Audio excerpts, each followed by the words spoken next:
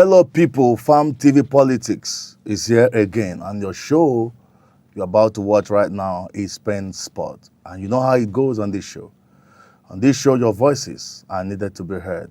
The pen is to be picked, and then we heal the nation.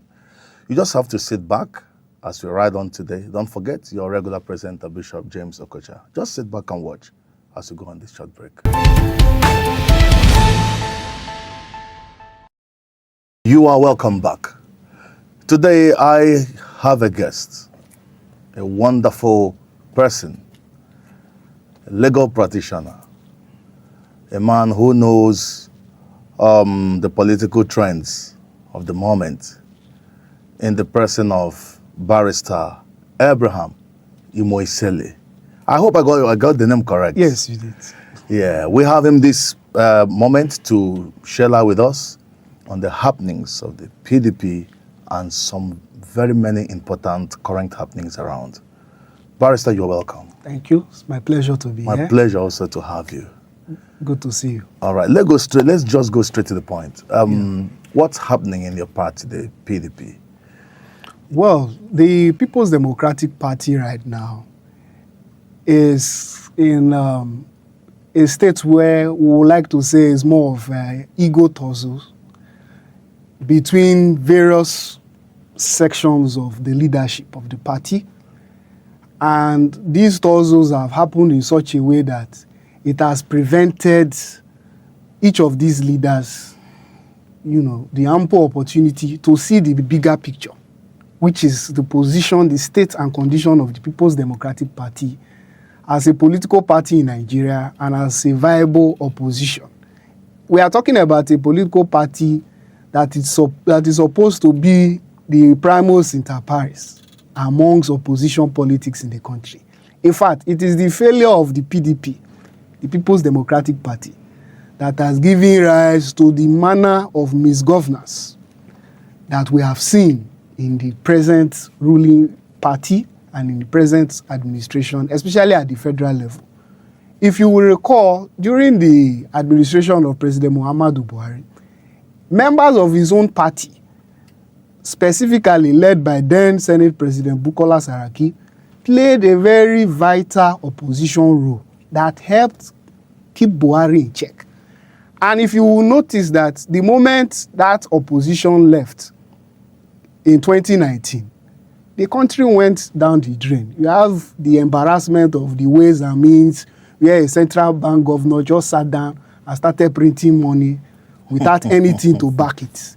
You see, so the moment opposition collapse, it's almost, no matter how saintly that leadership is, when there is no opposition, the quality of leadership overall collapses. And that is the unfortunate bigger picture that these leaders in the PDP are not looking at. They are focusing more on the ego tussles among each other, to try. Unfortunately, we have some of our leaders, the current Minister of the Federal Capital Territory, Mr. Nyesom Wike, who carries out monthly media chats like as if he's the president of the country. If you listen to the statements made in those media chats, it is all about, ego boosting. They are all ego boosters. There is nothing in those statements that talks about governance in the real sense of the word. Nothing, then talking as a politician, there is nothing in those statements that suggests, any attempt to revive the People's Democratic Party. And unfortunately, Governor Seyi Makinde of Oyo State joined him in that media charade. And that is where we are today, the People's Democratic Party. Their inability to look at the bigger picture has balkanized the party. From the recent Supreme Court judgment, we neither have an Ibadan convention, the one they call Amala convention, neither do we have an Abuja disco convention, as Turaki SCN called it and all that. So there is no convention. That means we have no congresses, valid congresses. We have no leaders as we speak. And people's tenures have elapsed. And unfortunately, we are where we are today. It's a good thing the Board of Trustees, the BOT, have stepped in. I expected them to have done that long ago. I think they made too much effort at being neutral to the extent that they allowed the party to collapse. Because they are the last line of defense. If you have a Supreme Court repeatedly saying that we cannot, take up cases involving internal party disputes, automatically that makes the Board of Trustees the last line of defense for protecting sanity within the political space. So when ESCOs are fighting each other, nobody is ready to accept who is the secretary of the party, who is the publicity secretary of the party, who is the chairman of the party. If we cannot arrive at an agreement, then the Board of Trustees should take over. So we have always said it that no political party in Nigeria is without remedy when it comes to disputes. And we should not, take every of our cases to court and, now politicize the courts, because whatever decision a judge takes is either seen to be for one faction or the other. So what remedial approach can we use on a PDP that is either in comatose or dead? Yes, the remedy for the People's Democratic Party, even now the ADC too, with this recent Nafiu Bala charade, and I'm also hearing some problems with other political parties. The remedy is that their respective Board of Trustees, most of these political parties, their constitutions are literally the same, by and large. Yes, there might be one or two tweaks here and there, but by and large, their constitutions are the same. The Board of Trustees of political parties in Nigeria need to rise up to the occasion. A situation where, somebody, a member of a party, whether at world level, at state level, or at the national level, is, carries out activities that seems to portray him as someone who has been bought by either the ruling party or some other forces elsewhere. And then he just drags the whole party to court and then begins to create factions. The Board of Trustees should carry out their role. They are the foundation. They are the pillars of political parties in Nigeria. And so if Board of Trustees come in, suspend those who are deserving of suspension, set up reconciliation committees, what you will find is that there will be a cessation of factions. You will no longer have factions. You will have Board of Trustees speaking when we can't identify who is the chairman. The same problem in Labour Party, where Abure and Nenadi Usman, they have that same issue. Recently, there's a Court of Appeal decision that has recognized Usman. We don't know what will happen in the Supreme Court. So when these tussles are happening, because at the media level, whenever Abure addresses the media, they refer to him as a factional national chairman. Despite the Court of Appeal decision, I can tell you today that if Nenadi Usman addresses the media, they will also refer to her as factional chairman. But there can never be factional Board of Trustees. Factional Board of Trustees is the organ of all political parties that nobody can divide and create. So if they rise up to the occasion, I think there will be stability, one for the opposition parties and then political parties in general, so that our democracy can be more mature. Because right now it's but in the case of PDP, I slightly disagree with you, because I don't think that any form of suspension will work from anybody. We have seen, some persons in PDP being suspended, and tomorrow they will come up and suspend the other person that suspended them.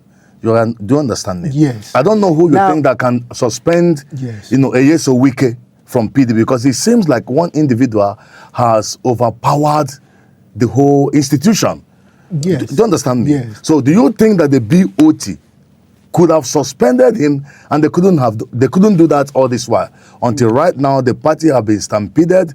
In fact, the party is as good as dead. We're only waiting for the date to bury. Yes, you see, just what you have said is exactly the point I'm making.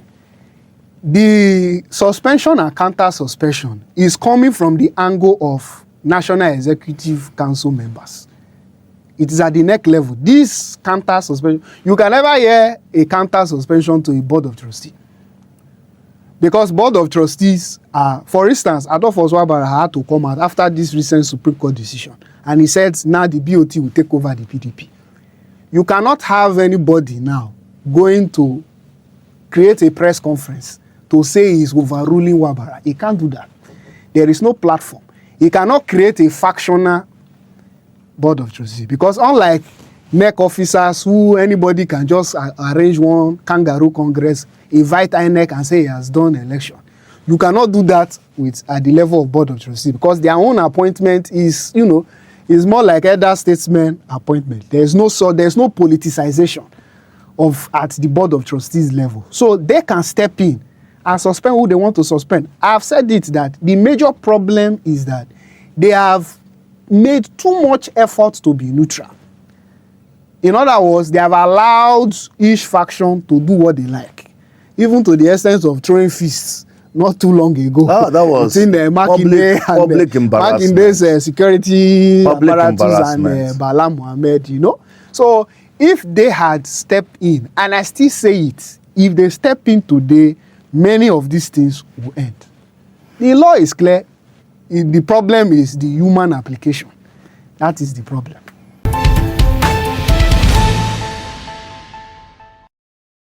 You are welcome back, still on your show, Pain Spot, on Farm TV Politics, where we bring you the thought of leaders, where we present opportunity for your voices to be heard. We pick up the pains in the society and we heal the nation. We are still here with the barrister who has been giving us insight on the happenings. And then, barrister, back to you. Yeah. For me, it seems like nobody obeys the law again in Nigeria. It seems like there's impunity everywhere. It seems like people just, put aside the rules of engagement, and it's not helping Nigeria. It's not helping us. The same thing you see political leaders doing is, reflecting in the life of every other Nigerian where the law is not being respected. Briefly, let's look at Amopito and his INEC-led, his INEC, yes. I want to ask you, Yeah.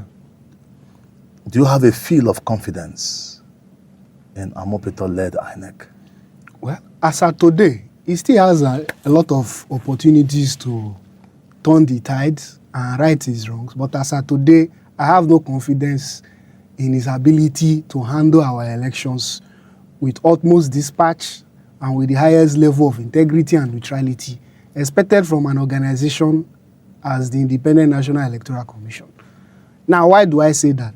Although a lot of persons have commented on the issue and it may have been overflogged, but it cannot be said enough that his role in the African Democratic Congress, brouhaha, regarding the Court of Appeal pronouncement on antebellum, did not do anything to help the image of INEC as an organization that should be neutral. Mm-hmm. The law is clear. He keeps talking about when lists, notices, and documents were submitted to him. The only responsibility owed INEC by any political party is to notify INEC. Once I notify you, if you look at all the electoral acts, whether it is 21 days notice, whether it is 14 days notice, once I notify you, whatever I carry out is valid.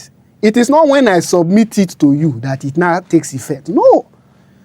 So he was too much in a haste. And, I find it, a pure act of comic relief for an INEC chairman and a professor of law to say that he was frightened by letters written by lawyers, a legal practitioner, into taking a very grave decision as removing an entire leadership of a political party from the INEC portal. I would have expected that in pursuance of his neutrality, he would write to the Court of Appeal to seek clarification whether that order meant that he should remove A or B from the INEC portal as leaders of the party. Not to sit down and say lawyers wrote to him, and then because lawyers wrote to him, he got frightened. So I lost confidence completely, and it was one of the darkest moments in this country. And just like you said, the impunity is spreading from bottom down. It's spreading. It is spreading into our security agencies. It is spreading into our political office holders, the ministers, the commissioners at state level. You know, it just keeps spreading. What is the problem? Is it that there are no laws? No, there are laws. But the challenge is the human application of these laws, you know, and that sense of responsibility, because it's not just about in human application, you can have an opinion. But the question is, that opinion, does it tally with, you know, running a responsible society? Because if you have an opinion and you say you are right, if that opinion will create chaos in the society, can you as a public officer say that in your heart of heart you are exercising your discretion judiciously? You cannot say that. So that is the problem. The human application of our laws is the source of impunity, not the absence of laws in themselves. No, Barrister, pinning this conversation on impunity. Yes. Because I think that is what is fast eating up this nation, is destroying Nigeria, is destroying us to the fabric, you know, of this nation. You see what happens in the political circle among security agents. In fact, a few days ago, you saw what happened in Delta State, where a policeman, ASP, Osman, you know, Nuhu, just picked up a gun as though it was a joke. I have never seen a thing like that before. The boy saw his death. He was pleading for mercy. A policeman, someone that had been chained, somebody on handcuff already, just took, you know, pick up a gun and shot him. I don't know how you will react to this, because I believe that police brutality must end in Nigeria. The impunity in the police sector must end in Nigeria. As a legal practitioner, is there anything that empowers a policeman to shoot an innocent citizen whose case has not been tried by a competent law of jurisdiction? The simple answer to the question is that there is none. But even apart from even talking about the fact that there is no such law that empowers the policeman, we have to look at, how do these people even think in the first place? For instance, you join the police force. In the process of joining the police force, you were taught procedures. You were taught rules of engagement. You were taught all the relevant laws of the country, the relevant, you know, international conventions on engagement of this nature. So you begin to wonder. For instance, the scenario you've painted, there is Section 35 of the Constitution of the Federal Republic of Nigeria that talks about reasonable suspicion. That before you even make arrest, there must be reasonable suspicion. What does that mean? Supreme Court has defined reasonable suspicion, not in your opinion. Reasonable suspicion means objective, an objective person. Now, in that scenario, the fact that you saw a gun in a package meant for dispatch, does that automatically, let's reason like human beings and not animals. You saw a gun in a dispatch package. We are not talking about stop and search, where gun was found in the man's pouch or found in his waist. We are talking about a dispatch, courier service. You saw a gun. Can you say that it is reasonable to believe or suspect, in accordance with Section 35 of the Constitution, that merely seeing a gun in the hands of a dispatcher dispatching an item automatically makes him guilty? You know, let's reason this matter. Let's go out of even the issue of just saying law does not allow him. What kind of reasoning is that? That because gun is found in somebody, you did not exchange gunfire with the person. None of your colleagues or vigilante exchange gunfire. If a person exchanged gunfire with some group of people and then he was apprehended, even though still the law does not allow the police to even do any extrajudicial killing, but at least we can say, okay, we can bring up a defense of provocation for him as a defense. Oh, he was provoked that this man tried to kill him. That was not what happened here. You just saw a gun in a package and then you open fire. Now, let's go to the Administration of Criminal Justice Act. When you apprehend a suspect, there is Section 15 of the Administration of Criminal Justice. It lays down the procedure of what to do. A public officer is not supposed to take matters personal. When carrying out his responsibility, you are supposed to act. In fact, the key word is neutral. That's the word. It's not just to say responsible, because responsible can mean anything. Neutral. Neutral is the key word. What does neutral mean? Neutral means applying the guidelines for the doing of a thing without attaching your personal view into that matter. If even in a private organization, in this studio, if there is rules and guidelines, whether you like the face of Mr. A as your co-staff or Mr. B as your employee, there is guideline. You have to apply that guideline. Now, Section 15 talks about you apprehend him, you take him to a designated police station or approved interrogating room. You are to take down his statements. The law allows you to record him. And more importantly, because of this incessant extrajudicial killing, in 2015, the National Assembly specifically included a new provision that when you are interrogating a suspect, a legal practitioner must be there. Because prior to 2015, we have had lots of cases of how people were, with iron, hot iron, all manner of torture, they were forced to accuse themselves in their state. So the law says a legal practitioner must be there to observe the interrogation. So if we bring out Section 15, which is very clear, and we cite it with the activities of the ASP, which of the subsections in 15 did he comply with? As a police officer, we are talking about Assistant Superintendent of Police. We are not talking about a corporal or any other person. Which of that provision did he comply with? Did he comply with the provision of apprehension? Tying somebody like a goat and putting him on the ground is not the definition of apprehension. You apprehend to be able to remove. That is the purpose. You are not to apprehend and then to humiliate. The law never says that. In fact, the law says that there must be presumption of innocence for any suspect apprehended. So you apprehend somebody, you tie the person like a goat. Even in the apprehension, you have failed. Now you have not interrogated the person. Who gave him the gun? Who are his suppliers?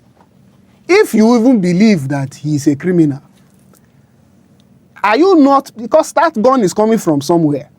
Either it was manufactured in Nigeria. You should have used him to get other criminals. So, which of the angles can we defend ASP Usman? Nothing. So, it's more like madness. It's more like madness. The impunity is more like madness.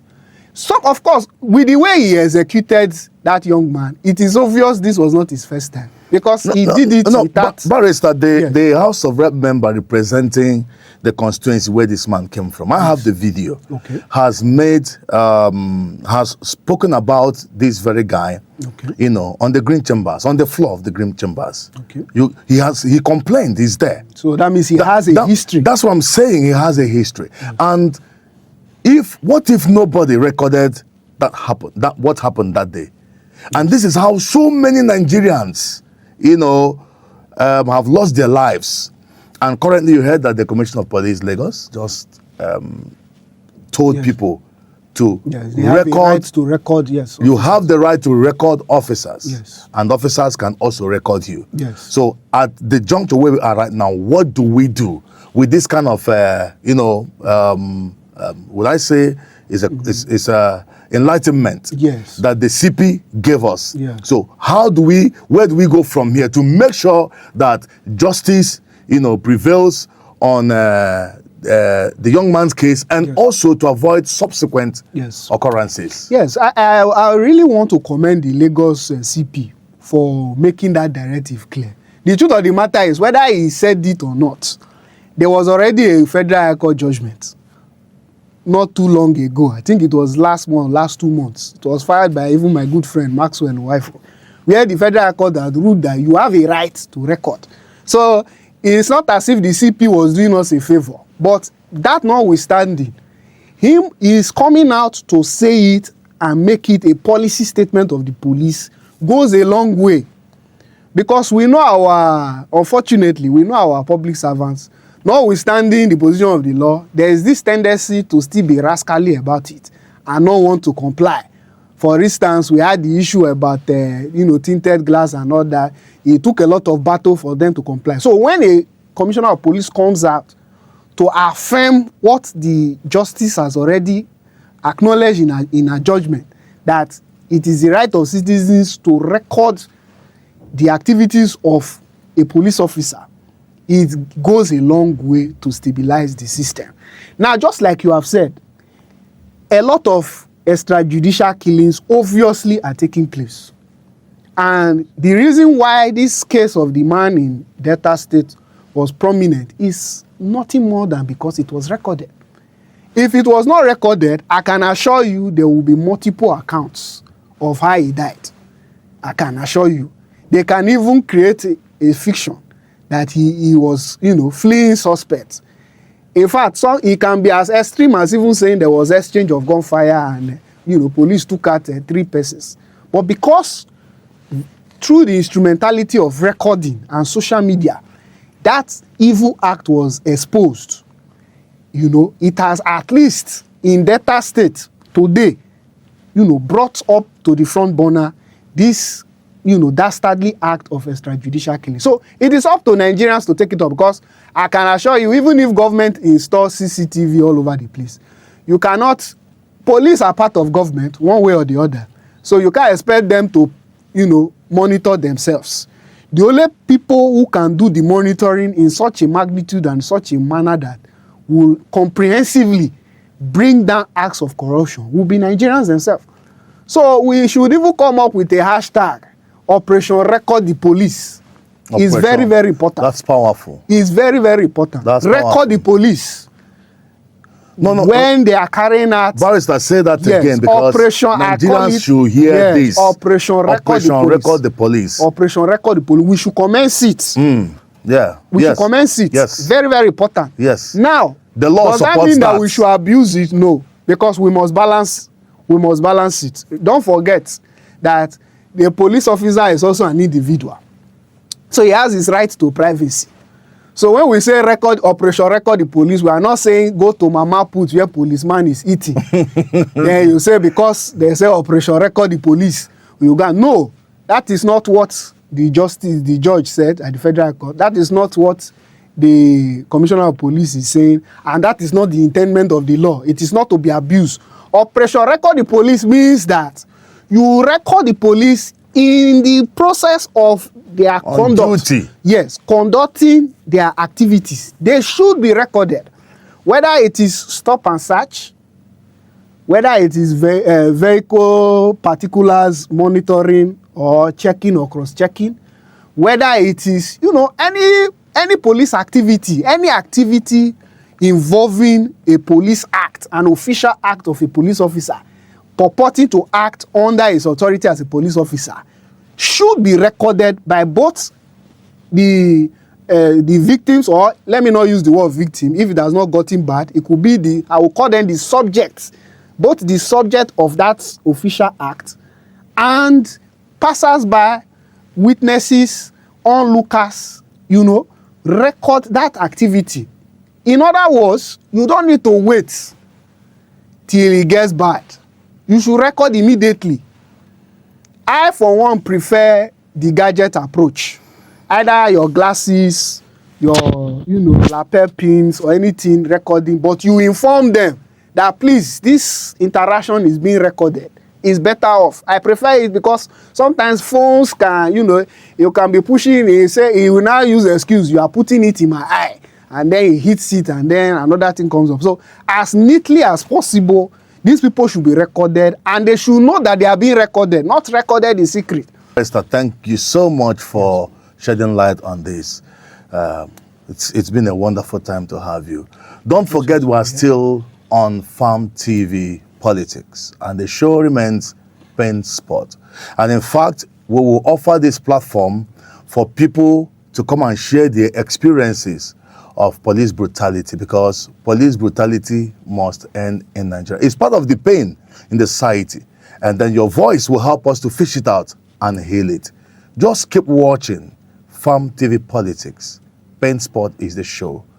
And it's good you comment, and it's good you share, and it's good you like. Just sit tight until we meet some other time. Thank you.